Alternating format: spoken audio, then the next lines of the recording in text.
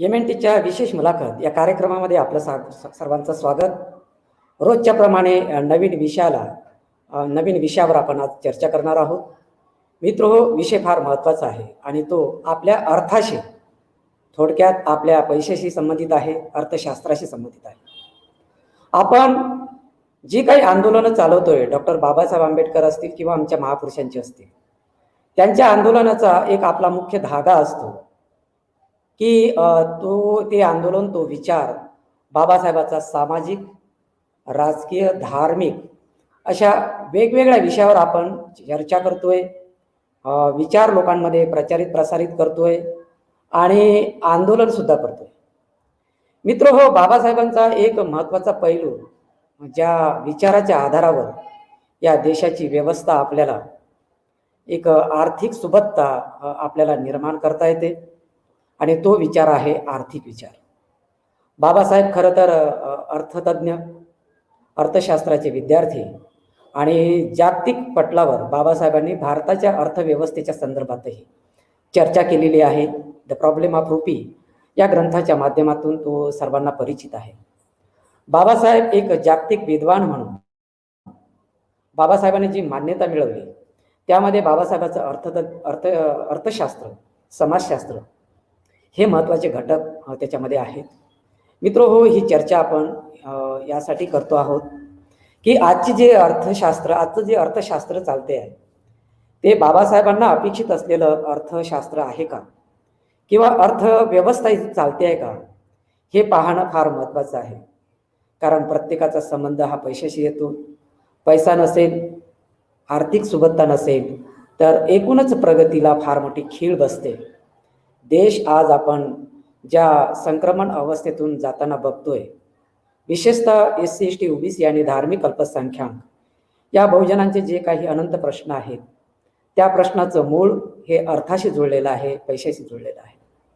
आज आपण ही चर्चा करत असताना काही मुद्दे पण आपण या ठिकाणी महत्त्वाचे आहेत असं समजून ही चर्चा करत आहोत. बाबासाहेब हे केवळ अर्थशास्त्रीच नव्हते. अर्थशास्त्र हा माननीय बाबासाहेबांचा उद्देश नव्हता केवळ. भारताची परिस्थिती लक्षात घेता बाबासाहेबांना ते अत्यावश्यक वाटलं. कारण शस्त्र संपत्ती यापासून आपल्याला अलिप्त ठेवण्यात आलं, शिक्षणापासून अलिप्त ठेवण्यात आलं आणि एकूणच राष्ट्रपिता फुलेंनी जो विचार मांडला, अनर्थ एका अविद्येने केले, अनर्थ एका पैशाने केले, अर्थाने केले, तर हा अर्थशास्त्राशी निगडीत हा विषय. अर्थतज्ञ डॉक्टर बाबासाहेब आंबेडकरांचे आर्थिक तत्त्वज्ञान आणि भारतीय अर्थव्यवस्थेची सद्यस्थिती या विषयावर आज आपण चर्चा करतोय.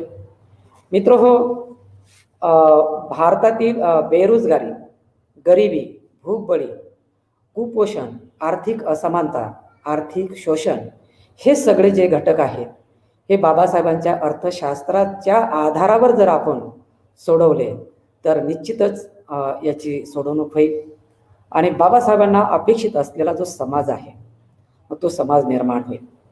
संविधानाच्या अंतर्गत बाबासाहेबांनी ते आपल्याला बहाल केलं. मात्र आपण बघतोय की संविधानाची अंमलबजावणी ज्यांच्या हातात संविधान आहे ते करत नाहीत. त्यांना या देशामध्ये विषमता हवी आहे, या देशामध्ये अराजकता हवी आहे.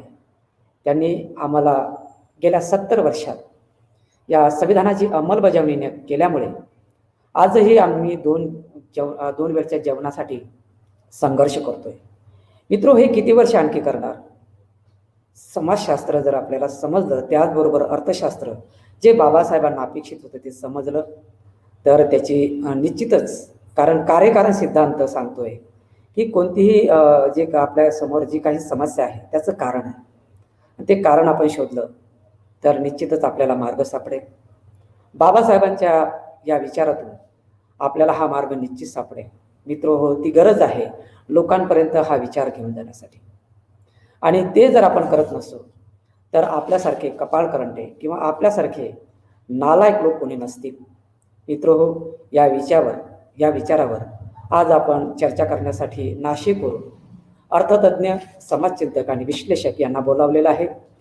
आपल्यासोबत आहेत प्राध्यापक doctor Vijaykumar Vavale sir, Vavale sir हे एम ए अर्थशास्त्रामध्ये सर एम ए झालेले आहेत, PhD झालेले आहेत. सरांनी नेट ही परीक्षा राष्ट्रीय स्तरावरची ही परीक्षा असते ती पास केलेली आहे. त्याचबरोबर सर 21 वर्षापासून अर्थशास्त्र हा विषय शिकवतात. नाशिकचे सर आहेत. सरांच्या आतापर्यंत 6 विद्यार्थी सरांच्या हाताखाली PhD या संशोधनावर बरेच विद्यार्थी असे संशोधन करतात. अनेक ठिकाणी सरांचे याच विषयावर भाषणं झालेली, व्याख्यानं झालेली आहेत. आणि विशेष म्हणजे सर संगीत विशारद आहेत, गायन क्षेत्रातील. सर या ठिकाणी प्रथमतः MNTच्या वतीने आपले स्वागत करतोय, आपले धन्यवाद देतोय. आपल्याला धन्यवाद देतोय की आपला वेळ या ठिकाणी आपण देत आहात. फार महत्त्वाची चर्चा या ठिकाणी आपण समजतोय. मी आधीच सांगितलंय की या विषयावर फार चर्चा होणे गरजेचे आहे. अर्थसंकल्प बनतात कसे, त्याच्यामध्ये काय प्रावधान आहे, SC ST साठी काय विशेष काही आहे का, बरं असेल तर त्याचा पैसा कसा डायव्हर्ट होतोय का, आणि मग आडतच नसेल तर पोऱ्यात येईल कुठून, तो पैसा जातोय कुठे, हे प्रश्न सरांकडून आपल्याला अपेक्षित आहेत. आणि त्याचबरोबर बाबासाहेबांचं अर्थशास्त्र काय होतं ते आपल्याला सोप्या आणि सरळ भाषेत सर सांगतील. सर मी फार अशी प्रस्तावना लांबवणार नाही आहे, कारण मुख्य विषय हा आपला बाजूला राहील. आम्हाला हे जाणून घ्यायचं आहे की बाबासाहेबांनी जे अर्थशास्त्र मांडलेलं आहे, तर डॉक्टर बाबासाहेबांच्या अर्थशास्त्राविषयी आणि त्यातील उपशाखाविषयी आपण काय सांगू शकाल? बाबळे सर. सर्वप्रथम मी सर्व बहुजन समाजातील मान्यवरांना सप्रेम जय भीम करतो. आणि MNT टीव्हीच्या माध्यमातून जीवन गावंडे असतील आणि त्यांचे सहकारी, त्यांनी हा अत्यंत बाबासाहेबांचा दुर्मिळ विषय जो आहे तो आपल्या चर्चेमध्ये आज घेतलेला आहे. कारण हा विषय बाबासाहेब आंबेडकरांचा जो महत्वाचा विषय आहे, तो विषय दुर्मिळ तर आहेच, परंतु त्याकडे लक्ष दिले गेलेले नाही. आणि हा दुर्लक्षित विषय बाबासाहेबांचा आज MNT टीव्हीवरती चर्चेला घेतलाय, त्याबद्दल मी MNT टीव्हीचे आणि गावंडे साहेबांचे मी अत्यंत आभार व्यक्त करतो. सर, हा विषय बाबासाहेब आंबेडकरांच्या संदर्भात बोलायचं झालं तर बाबासाहेबांना सगळे विषय जे आहेत, अगदी कायदेशास्त्रापासून समाजशास्त्र, राज्यशास्त्र असेल, मानववंशशास्त्र असेल, तुलनात्मक धर्मशास्त्र असेल, अशा सगळ्या ज्ञानशाखा बाबासाहेबांनी भराऱ्या घेतलेल्या होत्या. त्या सगळ्या ज्ञानशाखांमध्ये मुलाची भरारी घेऊन भर घातली होती. एक महान समाज सुधारक म्हणून, मानवी हक्काचा कैवारी म्हणून, भारतातील वंचितांचा उद्धार करता म्हणून, एक शिक्षण तज्ञ म्हणून, एक सांसद, इतिहासकार, एक पत्रकार म्हणून बाबासाहेब आंबेडकरांना जगमान्यता मिळाली. परंतु त्यांचा एक महत्वाचा विषय दुर्लक्षिला गेला, तो म्हणजे त्यांचा अर्थशास्त्र, त्यांचं आर्थिक तत्वज्ञान आणि त्यांचा अर्थतज्ञ म्हणून बजावलेली जी कामगिरी आहे ती बाबासाहेबांची दुर्लक्षित राहिली. एकूणच बाबासाहेबांना देखील या विषयावरती नंतरच्या काळामध्ये सामाजिक, धार्मिक, राजकीय आणि सांस्कृतिक कामं करत असताना बाबासाहेबांनी स्वतः मान्य केलं होतं की या विषयाकडे मलाही तितक्या मोठ्या प्रमाणामध्ये लक्ष देता आलं नाही. परंतु वस्तुतः मूळचे विद्यार्थी जे आहेत ते बाबासाहेब आंबेडकर अर्थशास्त्राचे विद्यार्थी आहेत.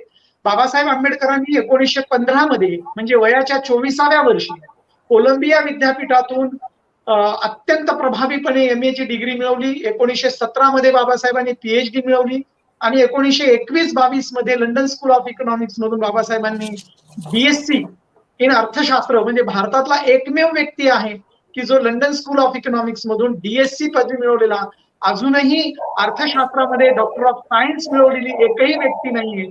अशा जगविख्यात व्यक्तिमत्वाला आपण त्यांच्या संशोधनाबद्दल, त्यांच्या आर्थिक विचारांबद्दल, एकूण देशाने त्यांच्या विचारांकडे दुर्लक्ष केलं नाहीये. तर जे बाबासाहेब आंबेडकरांचे जे अनुयायी आहेत, बाबासाहेब आंबेडकरांचे जे मी आंबेडकरवादी आहे असे म्हणणारे जे आहेत, यांनी देखील बाबासाहेब आंबेडकरांचं अर्थशास्त्र अभ्यासलं नाही. देशाने अन्याय केला आणि समाजाने देखील बाबासाहेबांना या विषयाच्या बाबतीत अन्याय केला. आणि एकही व्यक्ती आजही बाबासाहेब आंबेडकरांनी मांडलेले आर्थिक सिद्धांत जे आहेत ते कुठेही लिहिले जात नाहीत. मी आता अगदी माझ्या पुणे विद्यापीठाच्या सावित्रीबाई फुले पुणे विद्यापीठाचं सिलेबस असेल किंवा माझ्या महाविद्यालयातली सिलेबस असेल, त्यामध्ये आवर्जून बाबासाहेब आंबेडकरांचं अर्थशास्त्र त्यांनी मांडलेले सिद्धांत मांडण्याचा प्रयत्न करतोय. अजूनही बहुजन समाजामध्ये, विशेषतः आंबेडकरी समाजामध्ये अर्थशास्त्र विषयामध्ये थोडे बोटावर मोजण्याजोगे लोक आजही त्याच्यावर अभ्यास करतात. परंतु आमच्या 50 नंतरच्या आतापर्यंत अवलोकन केलं तर आपल्या समाजामध्ये सगळ्यात जास्त समाजशास्त्र, इतिहास, मराठी हा विषय घेऊन आणि जास्तीत जास्त केमिस्ट्री, झुलॉजी विषय घेऊन, पण जे मूळ विषय स्टॅटिस्टिक्स आहे, मॅथमॅटिक्स आहे, अर्थशास्त्र आहे, असे सगळे विषय जे बाबासाहेबांच्या विचारांना अतिशय संशोधनात्मक पद्धतीने जगापुढे मांडू शकतात, असे विद्यार्थी या समाजातून निर्माण होणं फार गरजेचं आहे. म्हणून बाबासाहेब आंबेडकरांनी जे सिद्धांत मांडलेले आहेत ते पब्लिक फायनान्स म्हणजे सार्वजनिक खर्च कसा करावा, उत्पन्न कसं मिळवावं, मौद्रिक अर्थशास्त्र म्हणजे रिझर्व्ह बँक ऑफ इंडियाची स्थापनेपासून आरबीआयने कशा पद्धतीनं काम करावं, अशा अनेक विषयांमध्ये बाबासाहेबांनी अग्रिकल्चर इकॉनॉमिक्स असेल, खोती पद्धतीच्या माध्यमातून असेल, महारवतनांच्या माध्यमातून असेल, या सगळ्यांमध्ये कामगार नेता म्हणून जिथे जिथे बाबासाहेब आंबेडकरांची एक एक ओळ जरी वाचली आपण वेगवेगळ्या त्यांच्या रायटिंग अँड स्पीचेस मधून म्हणा किंवा त्यांनी स्वतः लेखन केलेल्या याच्यामधनं, तर आपल्याला बाबासाहेब आंबेडकरांनी या देशाचं अर्थशास्त्र कशा पद्धतीनं मांडलं. एक तर सगळ्यात महत्वाचा दुर्गुण कोणता असेल या भारतीय अर्थशास्त्रातल्या लोकांचा, तर बाबासाहेबांना अर्थशास्त्रज्ञ मानायलाच तयार नाहीत. फुल्यांना अर्थशास्त्रज्ञ मानायलाच ते तयार नाहीत. असे विचारवंत आपल्यातले पण आहेत. म्हणून अर्थशास्त्रज्ञ असण्याचे निकष जे बाबासाहेब आंबेडकर पूर्ण करतात, जगभरामधले सगळे लोक बाबासाहेब आंबेडकरांच्या अर्थशास्त्राचे निकष जे मानले जातात, अर्थशास्त्रज्ञ हा तत्ववेत्ता असतो. Doctor Ambedkar is a philosopher, he was a philosopher, आजही जिवंत आहेत.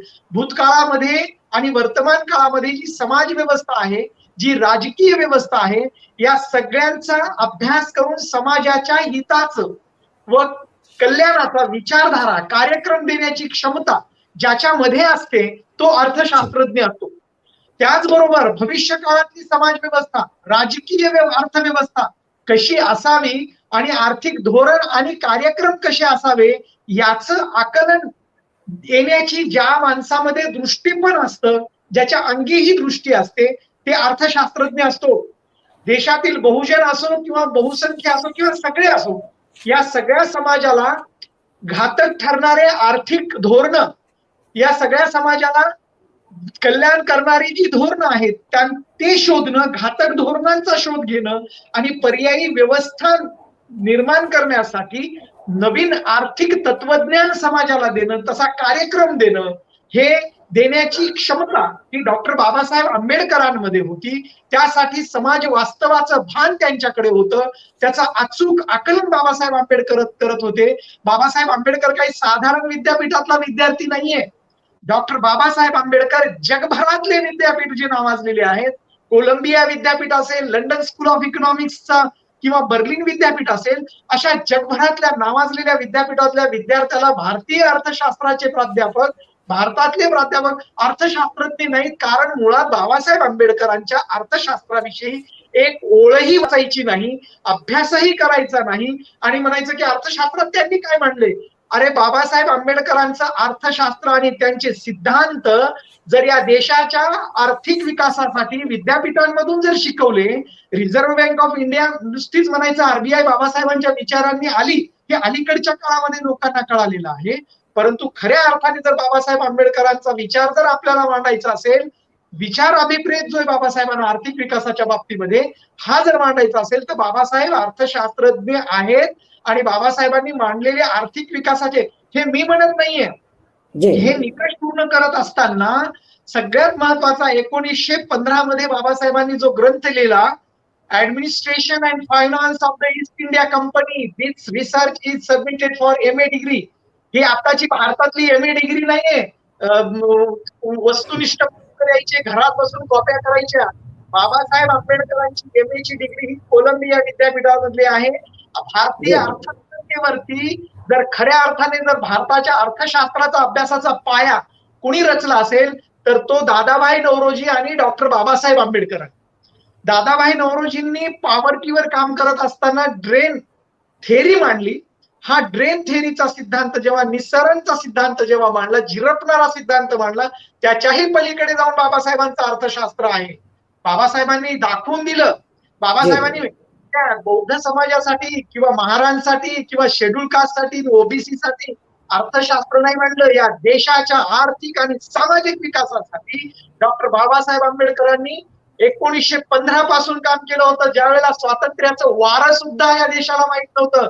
या देशाच्या अर्थव्यवस्थेचा पाया 1915 मध्ये बाबासाहेबांनी वयाच्या 24व्या वर्षी मांडला, तसा प्रभावितपणे मांडण्याचं काम केलं. म्हणून बाबासाहेबांनी दाखवून दिलं, त्या काळातले सगळे अंदाजपत्रक बाबासाहेबांनी वाचले आणि दाखवून दिलं की या अंदाजपत्रकामधली जी चर्चा आहे ही चर्चा संदर्भ ग्रंथ म्हणून त्यावेळी देखील लोकांनी वापरली. ब्रिटिश सरकार उद्योगपतींच्या फायद्याकरिता भारतातील नोकरशाही आणि येथील अर्थव्यवस्था राबवित आहे अशी बाबासाहेबांनी वयाच्या 24व्या वर्षी टीका केली होती. इतका मोठा जबरदस्त आजच्या काळातही ते उपयोगी येतं. आजचं शासन, ते केंद्रीय शासन कुठलंही असो, अगदी 1950 पासून ते 2021 पर्यंतचं शासन घ्या तुम्ही आणि त्यांच्या अर्थव्यवस्थेचा आणि अंदाजपत्रकांचा अभ्यास करा. ते सगळे अंदाजपत्रक जसे ब्रिटिश लोक उद्योगपतींच्या फायद्याकरिता भारतातील नोकरशाहीचा अंदाजपत्रकांचा अर्थव्यवस्थाचा राबवित होते, आज इथल्या व्यवस्थेमध्ये देखील उद्योगपतींचं हित कशात आहे, इथला अदानी, अंबानी, टाटा, बिर्ला, बाटा हे जे पारसी आहेत, हे जैन आहेत, हे मारवाडी आहेत, यांचा आर्थिक विकास कसा होईल आणि बाकीच्या एकूण बहुजन समाजाचा जो या देशामध्ये 90% आहे त्याच्यासाठी एकही अंदाजपत्रक आमच्या देशामध्ये राबवलेले नाही. फक्त अनुदान द्यायचे. अनुदान म्हणजे काय आहे, तर हे घे बाबा, रडू नकोस, काहीतरी घे आणि रडू नको, अशा प्रकारची अर्थव्यवस्थेवर बाबासाहेबांनी टीका केली होती. जर बाबासाहेबांच्या समाजाला कळालं की बाबासाहेबांनी काय केलं होतं तर समाजाला दृष्टी येईल, या देशाचं अंदाजपत्रक, या देशाचे आर्थिक धोरण, या देशाचे आर्थिक कार्यक्रम कळतील आणि हे कार्यक्रम कळले पाहिजे. परंतु हे कार्यक्रम कळू नये म्हणून आपल्या देशामध्ये सगळ्यात महत्वाची गोष्ट, भारताचं अर्थशास्त्र तुम्हाला कळू नये म्हणून बाबासाहेबांचं अर्थशास्त्र कोणत्याही विद्यापीठामध्ये शिकवलं जात नाही. असेल तर भारतीय आर्थिक विचारांचा इतिहास म्हणून 2-4 ओळींमध्ये सिलेबस संपवला जातो, कुणी शिकवत नाही. कारण एकदा या देशाची अर्थव्यवस्था कळाली तर इथला बहुजन समाज आपल्या हातामध्ये सत्तेच्या चाव्या घेईल आणि या समाजाला कळेल की आम्ही काय आहोत. परंतु तुम्हाला इथलं धर्मशास्त्र, इथलं समाजशास्त्र, तुम्ही जाती जातीमध्ये विभागले गेले पाहिजे आणि या देशाचं अर्थव्यवस्था तुम्हाला कळू नये, या देशाची अर्थशास्त्र कळू नये, या देशामध्ये उपलब्ध असलेली जी नैसर्गिक साधन सामुग्री आहे याचा उपभोग 10% लोकांनी घ्यायचा आणि 90% लोकांना जाती जातीमध्ये विभाजित करायचं, त्यांचा संघर्ष लावून द्यायचा. कशाचा, तर धर्माचा आणि जाती व्यवस्थेचा आधार घ्यायचा. आणि अर्थशास्त्र बाबासाहेबांचं काय, देशाची अर्थव्यवस्था कुठेही कळाली नाही पाहिजे म्हणून बाबासाहेब आंबेडकरांची विद्वत्ता 24व्या वर्षी जी होती आजच्या 85 वर्षाच्या माणसामध्ये देखील नाहीये. त्याचं कारण असं आहे की बाबासाहेब आंबेडकर हे काही साधारण जर्नल मध्ये लिहित नव्हते. जर्नल ऑफ रॉयल इकॉनॉमिक सोसायटीच्या 1926च्या अंकामध्ये बाबासाहेबांनी मार्मिक परीक्षण केलेले सगळ्या अर्थशास्त्रज्ञांनी आकर्षक असे पुस्तकं होते, जगभरात पुस्तक गाजत होते बाबासाहेबांचे. म्हणून बाबासाहेबांना लक्षात घेतलं पाहिजे आपण की 24व्या वर्षी बाबासाहेब आर्थिक विचार देशाचा करतायत, समाजाचा करत नाहीत. परंतु भारतीयांनी काय केलं, डॉक्टर आंबेडकर हे दलितांचे कैवारी आहेत म्हणजे बाबासाहेबांचा 90% समाज बाजूला फेकून द्यायचा. अरे बाबासाहेब आंबेडकरांनी बुद्धाची परंपरा एक्सेप्ट केलेली आहे. बाबासाहेब असे करंटे नाही एका समाजाचा विचार करणारे, एकूण भारतीयांचा विचार करणारा महामानव 1915 पासून देशासाठी झटत होता. आणि म्हणून बाबासाहेब आंबेडकरांच्या संदर्भामध्ये बाबासाहेबांनी नॅशनल डिव्हिडंड ऑफ इंडिया 1916 लिहिलं. 1925 मध्ये किंग कंपनीनं पब्लिश केलं, PS अँड किंग कंपनी नावाने त्यांनी कंप्लीट केलं. बाबासाहेब आंबेडकरांनी कास्ट इन इंडिया मध्ये दाखवलं जातीचं अर्थशास्त्र काय आहे. जाती व्यवस्थेच्या मागे समाजशास्त्र सांगितल्या जातं, पण एकमेव भारताचा अर्थशास्त्रज्ञ आहे की ज्याने जाती व्यवस्थेचं अर्थशास्त्र caste in India and their mechanism, genesis and डेव्हलपमेंटच्या संदर्भामध्ये मांडलं. बाबासाहेब आंबेडकरांनी मिस्टर रसेलच्या, बर्नार्ड रसेल जे आहेत, the reconstruction of the society नावाचा ग्रंथ लिहून बाबासाहेब आंबेडकरांनी 1917 मध्ये ते पुस्तकाचं विवेचन आणि परीक्षण करून इंडियन इकॉनॉमिक सोसायटीच्या मासिकामध्ये ते आलं होतं. कास्ट इन इंडिया हा निबंध अमेरिकन जर्नल ऑफ सोशिओलॉजी मध्ये आला होता बाबासाहेब आंबेडकरांचा 1917 मधला. त्याच्यानंतर बाबासाहेब आंबेडकरला world best literature of the month म्हणजे जगातलं 1917. बाबासाहेबांचं वय किती आहे? 27 वर्षाचा बाबासाहेब आंबेडकर आहेत आणि 27 वर्षाच्या मुलाचं एका संपादकानं लिहिलेलं आहे the American journal of sociology मध्ये world best literature of the month. या म्हणजे आपल्या भारतीयांनी एकही आर्टिकल लिहिलं नाही बाबासाहेबांवर त्या काळात आणि आजही लिहित नाही. खरं लिहित नाही. आपल्या कामापुरतं लिहिणारा समाज आहे, परंतु जगातलं बेस्ट लिटरेचर म्हणून बाबासाहेब आंबेडकरांचं आहे. बाबासाहेबांनी 1917 मध्ये संदेश दिला होता. बाबासाहेब नोकरी शोधत नव्हते आपल्या पोरांसारखं. मास्तर व्हायचं, 25 लाख द्यायचे, 30 लाख द्यायचे, 20 लाख द्यायचे. बाबासाहेबांनी आंबेडकरांनी अर्थशास्त्राचा अभ्यास केला. 1917 मध्ये भारतामध्ये आले आणि शेअर बाजारामध्ये स्वतःची कंपनी उभी केली. बाबासाहेब आंबेडकरांनी स्वतःची कंपनी उभी केली. शेअर मार्केटमध्ये सल्ला देणारी कंपनी, ऍडवायझर कंपनी. आणि ती इतकी बूम मध्ये चालत होती की ती खूप तेजीमध्ये होती. पण कंपनीचा मालक हा अस्पृश्य असल्यामुळे आपल्या देशातल्या लोकांनी करंट्यानी बाबासाहेबांचा सल्ला घेतला नाही. बाबासाहेब आंबेडकरांचा नेहरूंनी सल्ला घेतला नाही, पटेलनी सल्ला घेतला नाही, या देशातल्या संस्थेने सल्ला घेतला नाही की बाबासाहेब आंबेडकर अर्थशास्त्रज्ञ आहेत. बाबासाहेबांनी 1917 मध्ये शेअर मार्केटमध्ये ऍडवायझर एक कंपनी उघडली होती. बाबासाहेबांचा समाज कंपन्या उघडू शकत नाही. बाबासाहेबांचा समाज फक्त काय करू शकतो? बीएड एमए नेटसेट करून पीएचडी करून कुठेतरी पैसे भरून जमीन असलेली संपत्ती विकून घरदार विकून नोकऱ्यांच्या मागे लागलाय. बाबासाहेब असे नोकऱ्यांच्या मागे लागणारे नव्हते. बाबासाहेब आंबेडकरांनी the problem of small land holding नावाचा ग्रंथ 1918 मध्ये लिहिला. बघा 15, 16, 17, 18 असंख्य ग्रंथ इकॉनॉमिक्स वर बाबासाहेबांनी. बाबासाहेबांनी लिहिले नाही महारांवरती, फक्त बौद्धांवरती, फक्त बहुजनांवरती. बाबासाहेब या देशातल्या शेतकऱ्यांचा विचार करतायत. बाबासाहेब आंबेडकर इथल्या छोट्या छोट्या शेतकऱ्यांचा विचार करतायत. बाबासाहेब लिहित आहेत problems of small land holding in India and their remedies. हा शोध निबंध लिहिलाय. नुसते शोध निबंध लिहिले नाही, नुसती शेतीचं एकत्रीकरण करायला सांगत नाही बाबासाहेब. त्याच वेळेला सांगतात की देशामध्ये इंडस्ट्रियलायझेशनची गरज आहे.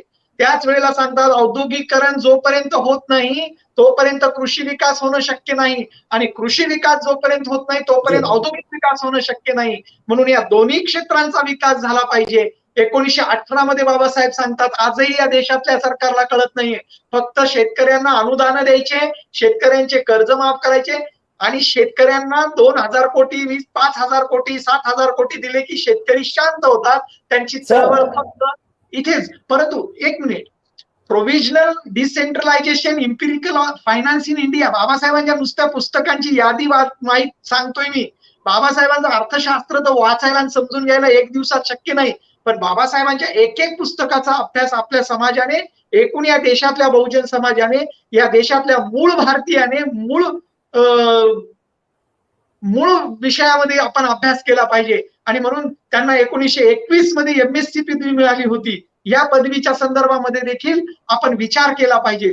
जोपर्यंत बाबासाहेब आंबेडकरांचा 1922 मधला तर तुम्ही रिसर्च बघा. बाबासाहेब आंबेडकरांचा एकमेव भारतीय विद्यार्थी आहे की जो विद्यार्थी आपल्या स्वतःच्या संशोधकाला सांगतो की मला गरज नाही तुझ्या डिग्रीची, मी भारतामध्ये जाऊन प्रॉब्लेम ऑफ रुपी जो आहे हा प्रॉब्लेम ऑफ रुपी मी पुन्हा प्रकाशित करेल, परंतु मी DSc डिग्री नाही मिळाली तरी चालेल. परंतु ब्रिटिशांनी कशा पद्धतीने भारतीय समाजाचा रुपयाचं अवमूल्यन करून, रुपयाचं मूल्य नाहीस करून कशा पद्धतीने शोषण केलं हा दाखवून देणारा एकमेव डॉक्टर बाबासाहेब आंबेडकर त्या काळातला होता. आणि आजही शोषणाच्या विरुद्ध, आर्थिक शोषणाच्या बाबतीमध्ये एकही अर्थशास्त्रज्ञ बोलायला तयार नाहीये. त्याचं कारण काय आहे ते आपल्याला सांगता येत नाही. कारण मुळात बाबासाहेबांच्या अर्थशास्त्राचा अभ्यास न करता, बाबासाहेब आंबेडकरांच्या विचारांचा अभ्यास न करता आपण बाबासाहेबांच्या 22 पर्यंतचा नुसतं गोष्ट सांगतोय. आपण 22 पर्यंत बाबासाहेबांनी काय प्रॉब्लेम ऑफ रुपी लिहिलाय. बाबासाहेब आंबेडकरांनी किती ग्रंथांचा अभ्यास केला असावा. एक वय बघा तुम्ही, 24, 25, 26, 27, 28 वर्षाचा पोरगा आज इतक्या मोठ्या 1922 मध्ये बाबासाहेबांनी बॉर्न युनिव्हर्सिटीमध्ये संस्कृतचा अभ्यास केला होता. कारण प्राचीन भारताचा व्यापार बाबासाहेबांना समजून घ्यायचा होता. प्राचीन भारताच्या व्यापारावर बाबासाहेबांनी अभ्यास केला. 1923 मध्ये economics and public law and studies in history हे 2 ग्रंथ बाबासाहेबांनी लिहिले होते. कुणाला माहिती आहेत का नाही मला माहिती नाही. इकॉनॉमिक्स अँड पब्लिक लॉ, अर्थशास्त्र आणि सार्वजनिक कायदे, हे 1923 चा ग्रंथ आहे प्रॉब्लेम ऑफ रुपी नंतरचा. आणि त्यानंतर आहे स्टडीज इन हिस्ट्री, म्हणजे इतिहासातला अभ्यास, ही 2 ग्रंथ लिहिली, प्रकाशकांकडे पाठवली, परंतु ते 2 ग्रंथ प्रकाशित झालेले नाहीत. ते का नाही झाले हे अजूनही कळालेलं नाही. एडविन कॅनननी तर सांगितलं, कॅनन बाबासाहेब आंबेडकरांचे प्रस्तावना लिहिलेली एडविन कॅनननी बाबासाहेबांच्या रुपयाच्या प्रश्नांच्या विषयी. बाबासाहेब म्हणले की कॅनन म्हणाले बाबासाहेबांविषयी की इतकं अर्थशास्त्राचं कठोर अभ्यास, कठोर परीक्षण करणारा, माझ्या विद्यापीठामध्ये शिकणारा माणूस जो आहे, आज इथे मला सुद्धा, मी त्यांच्या मताशी सहमत नाही, पण जेव्हा मी प्रॉब्लेम ऑफ रुपी वाचतो त्यावेळेला बाबासाहेबांच्या मताचा मी होऊन जातो. कारण बाबासाहेबांचे विचार त्यांना आवडत नव्हते, त्यांचे गाईड असले तरी, परंतु बाबासाहेब आंबेडकरांचा विचार आणि अभ्यास इतका जबरदस्त होता की त्यांच्या मार्गदर्शकांना देखील, म्हणजे गुरुला देखील आपल्या चेल्याला नतमस्तक होऊन स्वीकारावं लागतं. आजचे चेले आणि आजचे गुरु असे नाहीच. अरे आज आम्ही डिग्र्यांसाठी, आम्ही केवळ पास होण्यासाठी, अरे नुसते पास होण्यासाठी बहुजन समाज जर शिक्षण घेत असेल तर बहुजन समाजाने डॉक्टर आंबेडकरांसारखे माणसं पुन्हा निर्माण होतील याची अपेक्षाच करणं सोडून द्यावी. कारण त्याचं महत्वाचं कारण असं आहे की डॉक्टर बाबासाहेब आंबेडकरांचं अर्थशास्त्र, डॉक्टर बाबासाहेब आंबेडकरांचे जे विचार आहेत, हे विचार अत्यंत प्रभावीपणे मांडण्याचं काम आपल्याशिवाय दुसरं कोण करणार आहे? आम्ही ह्या विषयाचा अभ्यास आपल्याशिवाय कोण करणार आहे? आणि म्हणून या विषयाचा अभ्यास करत असताना आम्ही बाबासाहेब आंबेडकरांच्या विचारांना पाईक राहून, बाबासाहेबांचे सिद्धांत जगभरामध्ये अभ्यासले जातात. कोलंबिया विद्यापीठामध्ये, ऑस्ट्रेलियामध्ये, जर्मनीमध्ये, जापानमध्ये, चायनामध्ये बाबासाहेबांचं अर्थशास्त्र शिकवलं जातं. पण आमचा समाज, आम्ही इतके करंटे आहोत की बाबासाहेबांचं पुस्तक वाचणं एवढी सुद्धा समज अजून समाजामध्ये आलेली नाहीये. बाबासाहेब आंबेडकरांच्या संदर्भामध्ये सेलिंगमननी काय म्हणले, professor H C. Hart New India's river या पुस्तकामध्ये बाबासाहेबांविषयी बोलतात.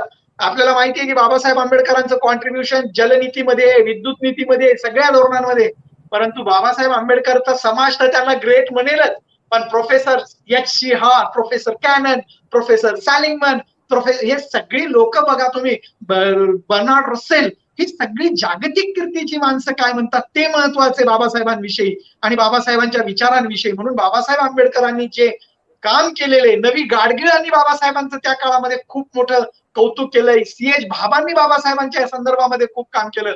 बाबासाहेबांनी 1915 मध्ये जो ग्रंथ लिहिला आणि त्या ग्रंथामध्ये बाबासाहेब आंबेडकरांनी विश्लेषणात्मक अभ्यास केलेला आहे आणि 24व्या वर्षी बेधडकपणे, अत्यंत निर्भीडपणे इंग्रजांच्या विरोधामध्ये, लोक म्हणतात बाबासाहेब कुठं होते स्वातंत्र्य चळवळीत? अरे 1915 मध्येच ग्रंथ लिहून चळवळ सुरू केली होती बाबासाहेब आंबेडकरांनी, ज्या वेळेला गांधींचा जन्मही झाला नव्हता भारतीय राजकारणामध्ये. 1920 मध्ये लोकमान्य टिळकांचं निधन झाल्यानंतर गांधींचं आगमन शिकवलं जातं 1920 ते 1947 गांधी युग म्हणून. डॉक्टर बाबासाहेब आंबेडकरांचं युग हे शिकवलं गेलं पाहिजे. 1915 पासून 1956 पर्यंत हे बाबासाहेब आंबेडकरांचं युग आहे, the age of doctor Ambedkar. अशा पद्धतीने बाबासाहेब 24व्या वर्षी काम करतात. लहान शेतकऱ्यांच्या संदर्भामध्ये बाबासाहेब आंबेडकरांनी सांगितलं 1918ला, आज जे शेतकरी विदर्भामध्ये, विशेषतः विदर्भातल्या शेतकऱ्यांसाठी बाबासाहेब आंबेडकरांनी लिहिलेल्या ग्रंथांचा शेतकऱ्यांच्या घरी पठण झालं पाहिजे. जसं तुम्ही रामायण, महाभारत आणि गीता याचं पठण करता, तसं बाबासाहेब आंबेडकरांचा विकासाचा जो सिद्धांत सांगितलाय, लहान शेतकरी यांच्या समस्या आणि त्यावरील उपाय, स्मॉल लँड होल्डर्स, या लोकांनी ते वाचलं पाहिजे. इथल्या शेतकरी आंदोलन करणाऱ्यांनी ते वाचलं पाहिजे, इथल्या शेतकरी नेत्यांनी ते वाचलं पाहिजे. बाबासाहेब आंबेडकरांच्या मते जे छोटे छोटे जमीन धारक आहेत, छोटे 3 एकरवाले, 5 एकरवाले, यांच्या संदर्भात जास्त काळजी होती बाबासाहेबांना. बाबासाहेबांच्या मोठ्या जमीनदारांविषयी बोलत नाहीयेत, पण बाबासाहेब म्हणतात की अशा छोट्या जमीन मालकांना, धारण क्षेत्र असलेल्या लोकांना कुठल्याही प्रकारची भांडवली गुंतवणूक परवडत नाही. म्हणून भांडवलाचा अगदी अपुरा वापर असल्यामुळे त्यांना श्रम, भांडवल, उत्पादनाचे जे घटक आहेत, एक श्रम आणि भांडवल हे दोन महत्वाचे घटक असतात. हे दोन्ही घटक लहान शेतकऱ्यांना परवडत नाहीत. आणि शिवाय कुटुंबामध्ये लोकसंख्या जास्त आहे गावामध्ये, त्यांचाही भार त्यांच्यावर पडतो. आणि याच्यामध्ये काय होतो, शेतकरी आमचा कर्जबाजारी होतो, त्याचं दरडोई उत्पन्न कमी होतं, त्याची बचत कमी होते, त्याची बचत कमी झाल्यामुळे त्याची गुंतवणूक कमी होते, आणि गुंतवणूक कमी झाल्यामुळे शेतकरी आमचा आत्महत्या करायला लागतो. शेतकऱ्यांच्या आत्महत्येचा जर विचार केला तर त्याला एकच उत्तर आहे, डॉक्टर बाबासाहेब आंबेडकरांच्या अर्थशास्त्रामध्ये उत्तर आहे. म्हणून बाबासाहेब आंबेडकर औद्योगिकरणामध्ये म्हणजे औद्योगिकरणामध्ये शेतीवरचा जो भार आहे लोकसंख्येचा, तो आपण कुठेतरी शिफ्ट केला पाहिजे. आणि तो शिफ्ट करून शेती क्षेत्र आणि औद्योगिक क्षेत्र या दोन्ही क्षेत्रामध्ये रोजगार निर्मिती झाली पाहिजे. अशा प्रकारचे उपाय बाबासाहेब सांगतात. औद्योगिकरणामुळे शेतमजुरांवरील मजुरांचा भार कमी होईल, त्यामुळे दरडोई जमीन क्षेत्र वाढेल ऑटोमॅटिक, म्हणजे जमिनीचं प्रमाण वाढेल. आणि त्यामुळे बाबासाहेब म्हणतात की त्यांचं दरडोई उत्पन्न वाढेल, बचत वाढेल आणि भांडवल गुंतवणूक वाढेल. या कुठल्याही विषयावरती आजचा एकही शेतकरी नेता बोलायला तयार नाही. या अस्थिरतेवर कोणी बोलायला तयार नाही. ही अस्थिर अर्थव्यवस्था जी आहे, या अस्थिर अर्थव्यवस्थेवर कोणी बोलायला तयार नाहीये.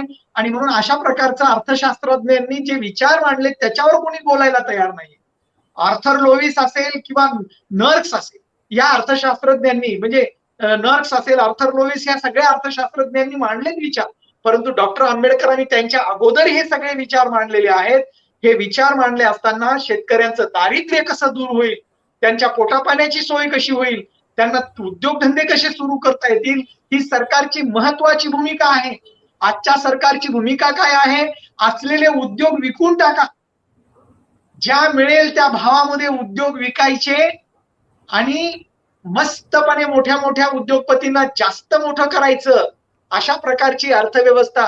आज मला बाबासाहेब आंबेडकरांचं कौतुक याच्यासाठी आहे की बाबासाहेब आंबेडकर शेतमजुरांसाठी, अल्पभूधारकांसाठी, लहान धारण क्षेत्र करणाऱ्यांसाठी बाबासाहेब आंबेडकर काम करताना दिसतात. बाबासाहेब आंबेडकरांनी औद्योगिक कामगारांना एकत्र केलंय, बाबासाहेबांनी शेतमजुरांना एकत्र केलंय. आज मला सांगा, भारतामध्ये जशा कामगार संघटना आहेत वेगवेगळ्या पक्षांच्या, विशेषतः काँग्रेसची आहे, शिवसेनेची आहेत, राष्ट्रवादीच्या आहेत, ह्या सगळ्यांच्या कामगार संघटना आहेत. पण शेतमजुरांची संघटना आहे का या देशात? शेतमजुरांना कोणतं पॅकेज जाहीर होतं का? या देशातल्या शेतमजूर कोण आहेत? कारण या देशातला शेतमजूर एससी, एसटी आणि ओबीसी, म्हणजे एससी, एसटी, ओबीसी आणि राहिलेला गावातला मुस्लिम, हे जो समाज आहे हा शेतमजूर आहे. या शेतमजूर असलेल्या समाजाला एकत्र करणं, त्यांचं संघटन बांधणी करणं, हे आजपर्यंत कोणत्याही राजकीय पक्षांनी केलं नाही. कारण या कुठल्याही राजकीय पक्षाला त्यांच्या विकासाचं काही घेणं देणं नाही. फक्त भूमिहीनांचं, शेतमजुरांचं घेणं देणं जर कुणाला होतं तर ते डॉक्टर बाबासाहेब आंबेडकरांना होतं. आणि बाबासाहेब आंबेडकरांनी, भूमिहीनांनी, सरकारने त्यांना सवलती दिल्या पाहिजे. शेतमजुरांना कुठलं पॅकेज आहे? आज कोरोना चालू आहे. आज कोरोनामध्ये सगळ्यात जास्त होरपळल्या जातं कोण? तर मजूर वर्ग, आणि विशेषतः शेतमजूर वर्ग. त्या शेतमजुरांना कुठल्याही प्रकारचं अनुदान नाहीये, कुठलं पॅकेज नाहीये. फक्त शेतकरी हे जास्त संख्येने मतदान करणारा वर्ग आहे. म्हणून सगळ्या राजकीय पक्षांना शेतकऱ्यांचा कळवळा आहे, असलाच पाहिजे. कारण आहे, पण त्या शेतीवरती काम करणारा जो वर्ग आहे तो शेतमजूर आहे. त्या शेतमजुरांना बाबासाहेब आंबेडकरांनी ज्या पद्धतीने ऑर्गनाईज केलं होतं, खोती पद्धतीच्या विरोधामध्ये 10 वर्ष संघर्ष केला, असा आमच्यातला एकही नेता नाहीये. बहुजन समाजात काही शेतमजुरांचं शेतकऱ्यांचे संघटन करत नाहीये. ही फार मोठी चपराक आहे. जोपर्यंत समाज संघटित होत नाही, बाबासाहेबांनी सांगितलं संघटित राहा. जोपर्यंत हा वर्ग संघटित राहा, म्हणजे कशासाठी? वंदना घेण्यासाठी. संघटित राहा म्हणजे काही विहार बांधण्यासाठी. संघटित राहा म्हणजे काही नुसते बुद्धाइंडीज धम्मा वाचण्यासाठी, पांढरे कपडे घालून नुसतं मिरवण्यासाठी नाही. तर बाबासाहेब आंबेडकरांना अभिप्रेत काय होतं की हे अल्पभूधारक, आपले शेतमजूर, कामगार म्हणजे उद्योग क्षेत्रातले असंघटित कामगार, या सगळ्यांना एकत्र करून संघटन उभं करून या देशामध्ये त्यांच्या उपयुक्त असलेली ध्येय धोरण आर्थिक कार्यक्रम राबवणारं एकही सरकार नाहीये 1950 पासून. काय देतात? मनरेगा. काय देतो आम्ही? तर तुम्हाला रोजगार हमी योजना. रोजगार हमी योजनेमध्ये 100 दिवस काम द्यायचं आणि काय पगार देता तुम्ही? 100 रुपये हजरी, 50 रुपये हजरी. या महागाईच्या निर्देशांकानुसार आज 10,000 रुपये सुद्धा सामान्य माणसाला पुरत नाहीत खर्च करण्यासाठी, आणि त्या शेतमजूरला 2-2.5 हजार रुपये त्याच्या बँकेत 1000 रुपये टाकायचे, त्याच्या बँकेमध्ये 500 रुपये टाकायचे आणि त्या 500 रुपयासाठी रांगा लावायच्या. याच्यापेक्षा बेइज्जत हा समाज कुणी करत नाही, या सरकार करतात. म्हणून या समाजाला संघटित होऊन आपली बार्गेनिंग पॉवर, एक मत एक मूल्य, जेव्हा शेतकरी शेतमजूर एका विशिष्ट ध्येयाने एकत्र होतील आणि एका मताचं काय मूल्य असतं, आमचे पार्लिमेंटमध्ये, आमचे संसदेमध्ये, विधान परिषद, विधानसभेमध्ये आमचे प्रतिनिधीच जात नाहीत. शेतमजूर एकही खासदार नाही, एकही हमाल खासदार नाही, एकही औद्योगिक क्षेत्रातला असंघटित क्षेत्रामध्ये, जे क्षेत्र 90% या देशामध्ये रस्त्यावर फेरीवाले जे विकतात, हा वर्ग मरतोय करोनाच्या काळामध्ये. बाबासाहेब आंबेडकरांच्या अर्थशास्त्रामध्ये फक्त या विषयाचा विचार करणं गरजेचं आहे, या अनुषंगाने करणं गरजेचं आहे. बाबासाहेबांनी सामुदायिक शेती करायला सांगितली. छोटे छोटे शेती आहेत, बाबासाहेबांनी सामुदायिक शेती, त्याला कलेक्टिव्ह फार्मिंग असा शब्द वापरला.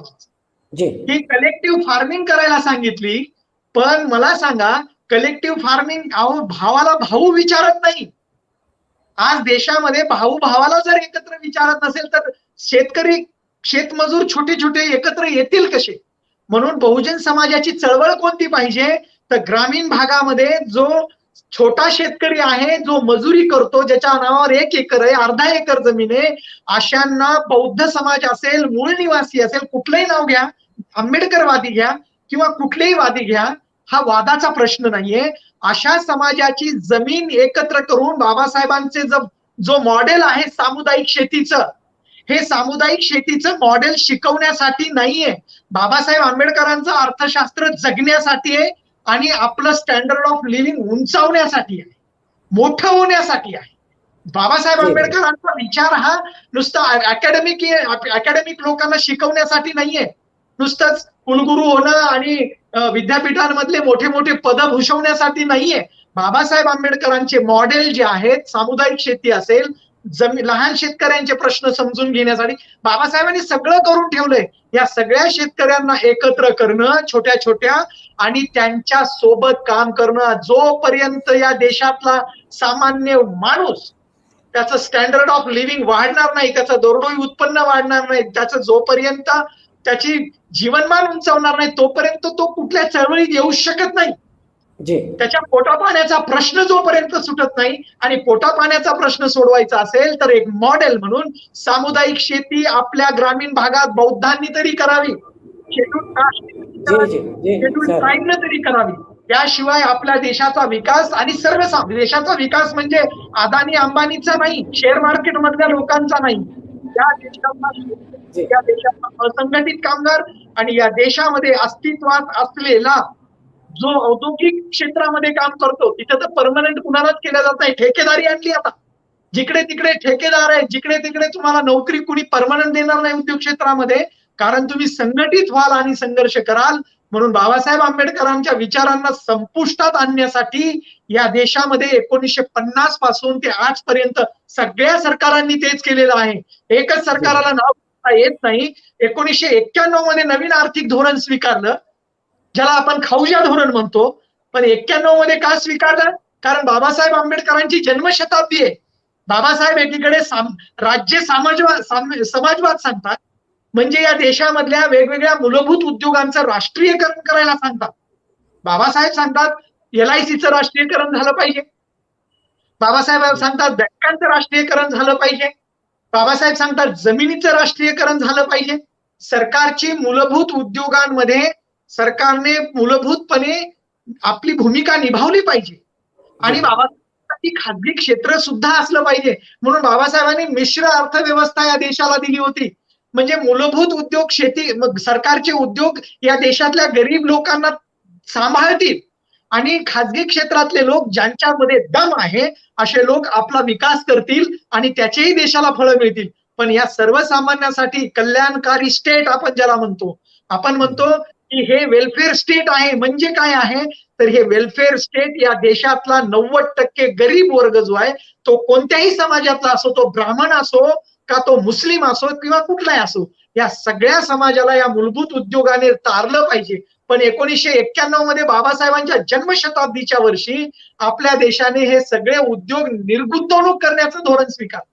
म्हणजे आहेत चांगले उद्योग सगळे विकण्याचं टाकलं. बाबासाहेबांच्या विचारांना त्यांच्या जन्मशताब्दी दिवशी अशी चपराक देण्याचं काम या व्यवस्थेनं केलं. आणि तीच व्यवस्था अगदी 1991 पासून 1996, 2004, 2009, 2014 आणि 2019 अशी सगळी परंपरा चालू आहे आणि असलेले उद्योग विकून टाकण्याची धडाळ सुरू झालेला आहे. मग आता मूलभूत उद्योगच या देशामध्ये नसतील, रेल्वे सुद्धा खासगी होत असेल, बँका खासगी होत असतील, तर ऍक्सिस बँकेमध्ये आमचा शेतमजूर जाऊ शकत नाही. एचडीएफसी मध्ये बँकेचं खातं उघडायचं असेल तर 10,000 रुपये डिपॉझिट लागतात, की जिथे 10,000 रुपये आमच्या शेतमजुराने, आमच्या असंघटित कामगारे आयुष्यात पाहिलेले नसतात. 1-2 हजार रुपयावरती कसं तरी जीवन जगतो तो. अशा लोकांना कुठल्याही प्रकारची भूमिका नाहीये. आणि म्हणून या लोकांनी संघटित होऊन या देशाला बाबासाहेब आंबेडकरांच्या अर्थशास्त्राचा अभ्यासाचा विचार आपण केला पाहिजे. आणि म्हणून ही सगळी भूमिका महत्वाची आहे सर. ही सगळी प्रस्तावना महत्वाची आहे. जे अन्नधान्याची सुरक्षा. जे जे तुम्ही खूप खूप तळमळीने हे सगळे मुद्दे कव्हर केलेले आहेत. मुद्दा असा आहे की मला या ठिकाणी एक स्टेटमेंट आठवलंय अभिजित बॅनर्जी यांचं. अभिजित बॅनर्जी अमर्त्य सेनला कोट करताना असं म्हणतात की लोकांकडे धन किंवा पैसा नाही हे केवळ गरिबीचं मुख्य कारण नाही. मुख्य कारण आहे की व्यक्तीची पूर्ण क्षमता त्याचा उपयोग होत नाही आणि ते विशेषतः जाती व्यवस्थेमध्ये त्याचं मूळ दडलेलं आहे. अर्थशास्त्र आणि जातीवाद याचा जो संबंध बाबासाहेबांनी घातलेला आहे. कारण हे जे आहेत ही जी समस्या मुळात बाबासाहेबांनी हे म्हटलेलं आहे की तुमच्या सर्व समस्येचं कारण जे आहे ते जाती व्यवस्थेत आणि ब्राह्मणी व्यवस्थेत आहे. भांडवलशाही आणि ब्राह्मणवाद हे तुमचे शत्रू आहे. अशा परिस्थितीमध्ये जातीवाद आणि बाबासाहेबांनी सांगितलेलं अर्थशास्त्र याचा संबंध तुम्ही कसा जोडाल? आपल्याकडे वेळ पण कमी आहे, बरेच मुद्दे कव्हर करायचे आहेत, परंतु तुम्ही एका दिवसात हा कार्यक्रम होऊ शकत नाही. याच्यावर आणखी खूप आपण बोलूया नंतर. पण सगळ्यात महत्वाची बाबासाहेब आंबेडकर या देशामध्ये अगोदर आपल्यालाही माहित नव्हतं की जाती व्यवस्थेचा अर्थशास्त्राशी संबंध आहे. जाती व्यवस्थेचा संबंध हा समाजाशी, जाती व्यवस्थेचा संबंध धर्मशास्त्राशी, जाती व्यवस्थेचा संबंध या देशातल्या संस्कार आणि संस्कृतीशी जोडला गेला. पण बाबासाहेब आंबेडकर एकमेव असा व्यक्ती आहे की ज्याने या देशामध्ये, आता मी बोललो की शेतमजूर एकत्र का होत नाहीत, या देशातला कामगार ज्यांचे प्रश्न एक आहेत, यांचे प्रश्न कोणते आहेत? सगळ्यांचे प्रश्न एक आहेत की ज्यांचं उत्पन्न नाहीये, ज्याला रोजगार नाहीये, ज्यांना कुठल्याही प्रकारच्या सुविधा नाहीयेत, मूलभूत गरजाही पूर्ण होत नाही. पण याच्याही पलीकडे डोक्यात कोणता असेल या सगळ्या लोकांमध्ये, कोणत्याही समाजाचा असो, तो अगदी वर्णव्यवस्थेमध्ये 4 वर्णांचा असो किंवा 7,500 12,000 जाती उपजाती यांचा सुद्धा देखील असो, पण बाबासाहेब आंबेडकरांचं सगळ्यात मोठं निरीक्षण कोणतं असेल तर हा समाज एकत्र का येत नाही, हा संघटित का होत नाही? हा संघटित न होण्याचं कारण बाबासाहेबांनी जाती व्यवस्थेच्या अर्थशास्त्रामध्ये शोधलेलं आहे. बाबासाहेबांनी एवढं सविस्तर लिखाण कुणीही केलं नाही याच्यावरती.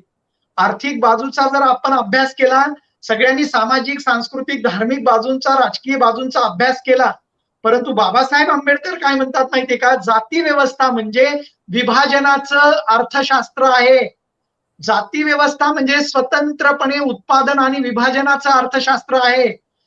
वेगवेगळ्या जाती आणि पोट जातींमध्ये देश विभागलेला असल्यामुळे सगळे सारखे प्रश्न असून, शेतमजुरांचे सगळे सारखे प्रश्न असून देखील हा प्रश्न एकत्र असूनही हे एकत्र येऊ शकत नाही, कारण विभाजनाचं अर्थशास्त्र आहे. जातीमध्ये लोक विभाजित झालेले आहेत, उत्पादन विभाजित झालेलं आहे आणि म्हणून जाती व्यवस्थेचा प्रत्येकाचे व्यवसाय जन्माने निश्चित झालेले आहेत, वंश परंपरेने निश्चित झालेले आहेत. म्हणून जाती बाह्य येण्यासाठी त्यांना प्रतिबंध ऑटोमॅटिक लागलेले आहेत आणि याच्या पलीकडे जाण्यासाठी जाती जातींमध्ये संपत्तीचे अधिकार, इतर आर्थिक अधिकार याची विभागणी असमान झालेली आहे. म्हणून सामाजिक क्षेत्राबरोबर आर्थिक क्षेत्रातही असमानता आणि त्याचं तत्व अवलंबिले गेलेलं आहे. म्हणून जाती व्यवस्थेमध्ये माणसं विभाजित होत नाहीत, श्रम विभागणी होत नाही, नुसतं डिव्हिजन ऑफ लेबर नाहीये, सगळा लेबरच डिव्हिजन झालेला आहे. म्हणजे नुसतं श्रमाची विभागणी नाही तर सगळ्या श्रमिकांची विभागणी जाती व्यवस्थेमध्ये झालेली आहे. औद्योगिक क्षेत्रातले सगळ्यांचे प्रश्न एक असतात, परंतु उद्योग क्षेत्रामध्ये जाती व्यवस्था असल्यामुळे, लोक वेगवेगळ्या जातीचे असल्यामुळे ते संघटित होत नाहीत. प्रश्न एक असला तरी शेतमजुरांचे प्रश्न एक आहेत, परंतु ते जाती व्यवस्थेत विभागले गेलेले असल्यामुळे ते एक होत नाहीत. म्हणून ही असमान पद्धती जी आहे, बाबासाहेब आंबेडकरांनी सांगितलं की जातींनाच काही व्यवस्थेमध्ये खालच्या जाती वरच्या जाती जे उतरंड आहे, या उतरंडीमध्ये बाबासाहेब आंबेडकरांनी सांगितलं की श्रम विभागणीचं तत्व नाहीये, सगळे श्रमिक जाती जातीमध्ये विभागलेले आहेत. त्यामुळे संपत्तीचं वितरण याच्यावर कोणी बोलायला तयार नाही. अहो एवढंच काय, अमर्त्य सेन यांनी लिहून ठेवलं, बॅनर्जी अलीकडचे, की जेव्हा दुष्काळ होतो, जेव्हा सुनामी सारखे मोठे मोठे आपल्याकडे मोठे मोठे डिझास्टर येतात, मोठ्या अडचणी येतात, नुसता भूकंप होतात किंवा आता करोना पण घ्या, म्हणजे संपत्तीचं वितरण नीट होत नाही. कोणामध्ये संपत्ती चालली, आलेल्या सगळ्या ज्या वेगवेगळ्या देशातल्या आलेल्या ज्या सगळ्या सुविधा आहेत, जे अनुदान आहेत, जे काही आपल्याला देणग्या मिळत आहेत, त्या पुन्हा कुठे चालल्यात, त्याचं विश्लेषण जाती व्यवस्थेच्या अर्थशास्त्रामध्ये आहे. म्हणजे जर आलेली मित्र हो, या ठिकाणी सरांचा संपर्क तुटलेला आहे. सर परत आपल्यासोबत जोडतीलच. मुद्दा आहे की बाबासाहेबांचं जे अर्थशास्त्र आहे ते अर्थशास्त्र खरोखरच केंद्र सरकार असेल, राज्य सरकार असेल किंवा संविधानाची जी काही गाईडलाईन दिलेली आहे त्यानुसार चालतंय का? आपण बघतोय की 70 वर्षे झालेली आहेत. त्या 70 वर्षामध्ये बाबासाहेबांच्या कुठल्याही गोष्टीला ते प्राधान्य दिलं गेलं नाही. आणि याचं कारण एकमेव जर कोणतं असेल तर ते म्हणजे या ठिकाणची शासन प्रशासनामध्ये बसलेली जी मंडळी आहे, जे लोक आहेत ते त्याला जबाबदार आहेत. कारण त्यांना या ठिकाणी समता नको आहे, त्यांना विषमता हवी आहे आणि म्हणून ते सतत कार्यरत असतात. मुद्दा आहे सरांनी जो बरेच प्रश्न केलेले आहेत की आम्ही काय करतोय. म्हणजे आजही आज 2021ला 100 वर्षानंतर बाबासाहेबांच्या या विषयावर आपल्याला चर्चा करावी लागते. आम्ही आंदोलनं करतोय, मग ते राजकीय आंदोलन असतात, सामाजिक आंदोलन असतात, धार्मिक आंदोलन असतात. जी जी येईल आवाज. येतो का आवाज? हॅलो, हा येतो का आवाज? माझा आवाज येतोय का सर? हो येतोय. एक मिनिट, मला हे काढू द्या. तुम्हाला हवं तर मी याच्यावर प्रश्न. हा येतो का आवाज? हो येतो सर, ते मध्ये काही प्रॉब्लेम आला. हरकत नाही. आपण ह्या ज्या समस्या आहेत या समस्येला घेऊनच तर आपण पुढे जातोय. आपली एक समस्या नाही आहे, आपल्या हजारो समस्या आहेत आणि त्या हजारो समस्या केवळ आणि केवळ इथल्या मूलनिवासी बहुजन समाजाच्या आहेत. विदेशी आर्य ब्राह्मण तर आपण बघतोय की मालामाल आहे. आपण शेवटच्या मुद्द्यावर बोलूया. बाबासाहेबांनी आपल्याला संविधान दिलं आणि संविधान हे राष्ट्र निर्मितीचं दस्तावेज आहे. त्या संविधानामध्ये लोक कल्याणकारी राज्याची संकल्पना बाबासाहेबांनी मांडली आणि हाच विचार म्हणजे बाबासाहेबांचा तो जो एकूण जे विचार आहे त्याचा परिपाक जर म्हणतोय आपण तर ते म्हणजे भारतीय संविधान. आणि भारतीय संविधानच आता जे बाबासाहेबांचे विचार आणि भारतीय संविधानच आता या देशाला महासत्ताक दिशेने घेऊन जाऊ शकतात. त्याची अंमलबजावणी आपल्याला कशी करता येईल चर्चा आपण खूप करतोय. मात्र लोकांना जे अपेक्षित आहे आपण काय केलं पाहिजे. एकूण जाती व्यवस्था आहे, ते धर्म व्यवस्था आहे, आपला शत्रू निश्चित झालेला आहे. आपल्याला कलेक्टिव्हली काय केलं पाहिजे की सामूहिकरित्या या व्यवस्थेवर आपण दबाव निर्माण करू शकू. संविधान चालत नसेल तर आपल्या हातात घेऊ, म्हणजे व्यवस्था आपली का असू नये हे किती त्यांच्या हातात देऊन आपला विश्वास नाही. बाबासाहेब म्हणतात ब्राह्मणों से समाज परिवर्तन की अपेक्षा करणं एक भोंडी कल्पना आहे. त्यांच्याकडून आपण अपेक्षा नाही करू शकत. जे विखुरलेले आहेत, ज्यांना समज नाही आहे किंवा ज्यांना समज आहे, जे बेईमान आहेत, यांना आपल्याला आपलेच आहेत, शत्रू नाही आहेत, यांना आपल्याला संघटित करता येतं. आणि बाबासाहेबांनी संविधानाच्या माध्यमातून ती आपल्याला ती गुरुकिल्ली आहे. मी मगाशी सांगितल्याप्रमाणे संविधानामध्ये हे संविधानाच्या माध्यमातून हे शक्य आहे. ते कसं करता येईल शेवटचा प्रश्न असेल आणि प्रेक्षक आपल्याला बघतायत त्यांना संदेश काय देणार आहात आपण? सगळ्यात महत्वाची गोष्ट कोणती असेल तर डॉक्टर बाबासाहेब आंबेडकरांचं संविधान समाजातल्या किती लोकांनी वाचलं. दुसरी सगळ्यात महत्वाची गोष्ट आहे की बहुजन समाजातल्या प्रत्येक अगदी 90% समाजात आपल्या सगळ्यांनी बाबासाहेब आंबेडकरांचा एक एक ग्रंथांचा अतिशय बारकाईने अभ्यास करणं गरजेचं आहे. जोपर्यंत आम्ही बाबासाहेब आंबेडकरांची ग्रंथांचा अभ्यास करणार नाही, बाबासाहेब आंबेडकरांनी दिलेले इशारे समजून घेणार नाही, बाबासाहेब आंबेडकरांनी 25 नोव्हेंबर 1949 मध्ये जो इशारा दिलेला होता हे सगळ्यांना माहिती आहे की आम्ही राजकीय परिवर्तन आज झालेलं आहे, ब्रिटिश गेले निघून, परंतु या देशामध्ये सामाजिक आणि आर्थिक बराबरी जोपर्यंत येत नाही, महासत्ता होतो की नाही हे महत्वाचा नाहीये मुद्दा. मुद्दा असा आहे की या देशातला मूळ निवासी आहे, या देशातला बहुजन समाज आहे, या देशातला अगदी पिचपत पडलेला जो शेवटचा माणूस आहे, या शेवटच्या माणसाचे सगळ्यांचे प्रश्न एक आहे. त्या सगळ्या प्रश्नांचं सोल्युशन डॉक्टर बाबासाहेब आंबेडकरांच्या विचारात आहे. आणि डॉक्टर बाबासाहेब आंबेडकरांचं जे संविधान आहे त्या संविधानाचा नुसती संविधान पत्रिका वाचून चालणार नाही, तर एक एक कलमाचा नीट अभ्यास करणं. कारण मित्रांनो, धोक्याची घंटा अशी आहे की या देशामध्ये डॉक्टर बाबासाहेब आंबेडकर जे आहेत, डॉक्टर बाबासाहेब आंबेडकरांचं जे अर्थशास्त्र आहे, बाबासाहेब आंबेडकरांची जी भूमिका आहे ती सत्तेचं विकेंद्रीकरण होण्यासाठी आहे. बाबासाहेब आंबेडकरांचं अर्थशास्त्र आणि बाबासाहेबांचं संविधान हे एकच आहे, परंतु बाबासाहेबांचं अर्थशास्त्र समाजातल्या 90% जनतेचं, 95% जनतेचं, एकूण 97 म्हणूया, परंतु त्यांचा सामाजिक आणि आर्थिक विकास आणि वृद्धी जोपर्यंत होत नाही तोपर्यंत हा देश महासत्ता तर आज कुठेच टिकलेला नाहीये. बांगलादेशाची अर्थव्यवस्था भारताच्या अर्थव्यवस्थेपेक्षा जास्त स्ट्रॉंग आहे. बांगलादेशाचं दरडोई उत्पन्न 1,62,000 आहे, भारताचं दरडोई उत्पन्न त्याच्यापेक्षा कमी आहे. श्रीलंकेचं दरडोई उत्पन्न बघा तुम्ही. आज भारतीय अर्थव्यवस्थेचा विचार केला तर नेपाळ, भूतान आणि श्रीलंका, बांगलादेश आणि थायलंड सारखे देश आपल्याला मदत करतायत. म्हणजे या देशाचं किती वाटोळं करून ठेवलं या व्यवस्थेने. यामुळे बाबासाहेब आंबेडकरांचा सामाजिक आणि आर्थिक वृद्धी म्हणजे, विकास म्हणजे संविधान आहे. संविधानाचा अभ्यास करून तुम्हाला सांगतो की ज्या दिवशी तुम्ही मतदान टाकायला जाल, ज्या दिवशी मतदान टाकायला जाल तेव्हा तुमच्या हातामध्ये भारतीय संविधानाची प्रत पाहिजे, ती वाचली पाहिजे.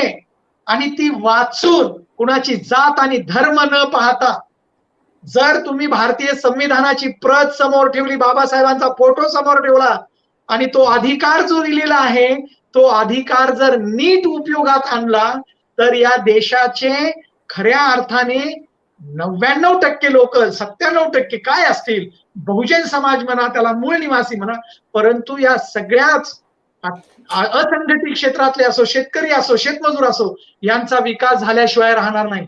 मुळामध्ये काय प्रॉब्लेम होतो तर आम्ही संविधान कधी पाहत नाही. आमच्यातले वर्गामध्ये शेवटच्या बाकावर बसणारे विद्यार्थी जे आहेत ते आमचं नेतृत्व करतायत. आमच्या देशातला शिक्षित, उच्च विद्या विभूषित जो वर्ग आहे तो वर्ग फक्त बघ्याची भूमिका घेतो आणि त्यामुळे बाबासाहेब आंबेडकरांचा विचार पुढे जात नाहीये. आज बघतोय आपण संसदेमध्ये आमचे न शिकलेले लोक काय अवस्था करून टाकतायत त्या संसदेची, त्याच्यापेक्षा त्या संसदेत न गेलेलं पुरतं.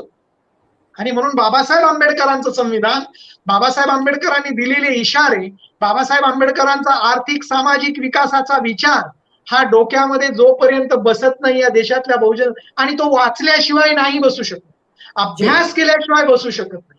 चिंतन बाबासाहेबांचा समोर, डोळ्यासमोर फोटो ठेवून बाबासाहेबांनी ज्या कष्टाने 100% नाही, पण 1% जरी गुण या समाजामध्ये आला तर हा समाज जागतिकीकरणामध्ये अमेरिका, इंग्लंड, जर्मनी, जापान आपल्या समाजाच्या लोकांना खूप रिस्पेक्ट आहे.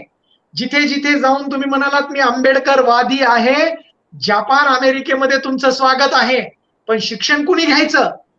शिक्षण घेण्यासाठी त्या दर्जाचं शिक्षण जोपर्यंत वाढत नाही तोपर्यंत संविधान वाचूनही काही उपयोग नाही. दर्जेदार शिक्षण, बाबासाहेब आंबेडकर दर्जेदार शिक्षण शिक्षित होते. तुम्हाला सांगतो बौद्ध समाज आज विकसित आहे इतर देशांच्या, इतर जातींच्या तुलनेमध्ये, इतर धर्मांच्या तुलनेमध्ये वैचारिक विकास झालेला आहे. त्याचं कारण पुस्तकाची कास त्या समाजाने धरलेली आहे. एवढ्या देशामध्ये आता पॅलेस्टाईन आणि इस्रायलचा संघर्ष चालू आहे. इस्रायल असं छोटंसं राष्ट्र उभं केलेलं आहे ब्रिटिशांनी, त्याच्या बाजूला 58 अरब कंट्रीज आहेत, सगळे मुस्लिम राष्ट्र आहेत. पुस्तक हातात घेत नाहीत. फक्त इस्रायल हा देश पुस्तक हातात घेतो म्हणून 58 राष्ट्र इस्रायलला घाबरतात.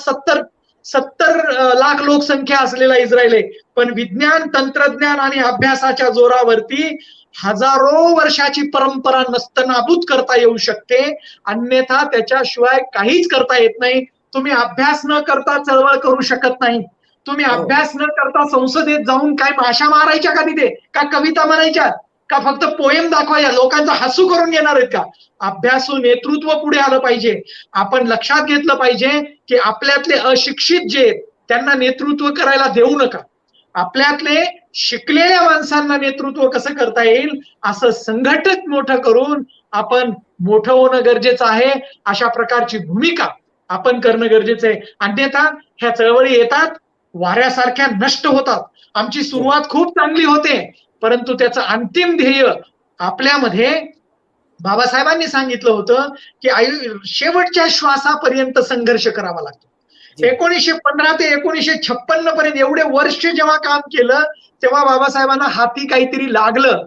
2 वर्ष 3 वर्षाचं हे काम नाहीये.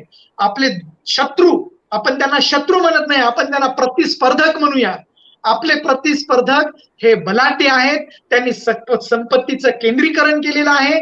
10% समाजाकडे 100% संपत्ती आहे आणि 90% समाजाकडे 10% संपत्ती आहे. संघर्ष खूप मोठा आहे. प्रतिस्पर्धक फार बलाढ्य आहे. अभ्यासाने, चिंतनाने, शिक्षणाने, विज्ञानाने, तंत्रज्ञानाने आणि जागतिकीकरणामध्ये वेगवेगळ्या देशांना आपण नोकऱ्या मिळवून तिथे स्थायिक होऊन आपल्या देशाची चळवळ मोठी करू शकतो आणि आपण खूप मोठ्या प्रमाणामध्ये आपण या देशाला दिशा देऊ शकतो, राष्ट्राला दिशा देऊ शकतो. आणि त्यासाठी आपल्या महापुरुषांचा अभ्यास आपण नीट करणं गरजेचं आहे. अन्यथा बोलण्याला काही अर्थ नाही. परंतु हे सगळं केलं नीट शिस्तपणे, शिस्त, चळवळीला शिस्त पाहिजे, अभ्यासाला शिस्त पाहिजे, समाजाला शिस्त पाहिजे आणि शांतपणे बुद्धाच्या मार्गाने, अहिंसेच्या मार्गाने, विज्ञानाच्या मार्गाने, ज्ञानाच्या मार्गाने, प्रज्ञेच्या मार्गाने आपण आपल्याला विकसित करू शकतो. आपण संख्येने किती आहेत हे महत्वाचं नाही. इस्रायल त्याच्यासाठी मला मोठा भाग वाटतो, आदर्श वाटतो. अगदी इंग्लंड मोठं राष्ट्र आहे, विज्ञान तंत्रज्ञानामुळे जगावर राज्य केलं त्यांनी. आम्ही भारतावर राज्य करू शकतो, अभ्यासाशिवाय नाही. अभ्यासाशिवाय कुठेही काहीही मिळू शकत नाही. बाबासाहेबांनी, बुद्धांनी, पुढ्यांनी सांगितलंय. एवढं बोलतो आणि माझे 2 शब्द संपवतो. जय भीम. मला आपण संधी दिली सर, त्याबद्दल जीवन गावंडे सर आणि यांनी मला संधी दिली त्याबद्दल खूप विषय राहिले आपले. बाबासाहेबांचा एकही विचार बोलू शकलो नाही, पण पुढच्या काळात बघूया आपण. धन्यवाद. असाध्य ते साध्य करीसी सायास कारण अभ्यास तुका म्हणे. मित्र हो, असाध्य जर तुम्हाला साध्य करायचं असेल तर केवळ आणि केवळ अभ्यासाशिवाय पर्याय नाही. गुलाम आणि गुलामांचा धर्म एक नसतो असं डॉक्टर आ साळुंखे म्हणतात आणि ते खरं आहे. कारण जसं बगड्याचं नेतृत्व कावळा करत नाही, गायीचं नेतृत्व लांडगा करत नाही, त्याला म्हणजे जो समूह आहे त्या समूहानेच, त्यापैकीच एकाने त्या समूहाचं नेतृत्व केलं पाहिजे. बहुजन समाजाचं नेतृत्व जर ब्राह्मण करत असेल तर मित्र हो, तो कोणत्या दिशेला हा समाज घेऊन जाईल. आज अशा कसायाच्या हातात आपला पूर्ण समाज आहे. त्यांना जर बाहेर काढायचं असेल तर बाबासाहेबांचं तत्वज्ञान, आर्थिक तत्वज्ञान फार महत्वाचं आहे. संविधानाच्या आधारावर आपल्याला हे शक्य आहे. मात्र संविधान वाचणे आणि अंगीकार नसेल तर त्या वाचण्याला, संविधान एक पुस्तक मात्र आहे, तो एक दस्तावेज आहे. तो दस्तावेज जर राष्ट्र निर्मितीसाठी आपल्याला उपयोगात आणायचं असेल तर सुज्ञ नागरिक आपल्याला निर्माण करावे लागतील, अभ्यासक निर्माण करावे लागतील आणि एक सांघिकरित्या, कारण गरिबी ही केवळ फक्त एका जातीपुरती मर्यादित नाही आहे.